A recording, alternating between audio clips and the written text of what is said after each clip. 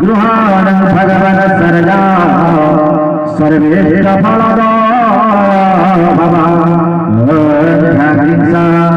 रम्भारविहीयाय जलासा सरसिसहिताय सरसकिरणाय श्रीमन्सुरजनारायणाय यज्ञवन्तम सवारमयामि मुक्तमुद्रालसीताजलसत्त्वां कवस्वस्वस्तीयं उपचारमिमं प्रभु प्रभुजा करिष्यामि जगत् कल्याणे तवे सदा आवाहनो परमत्री शबरं साहित्य सर्जा रूपमन्दार परमत्री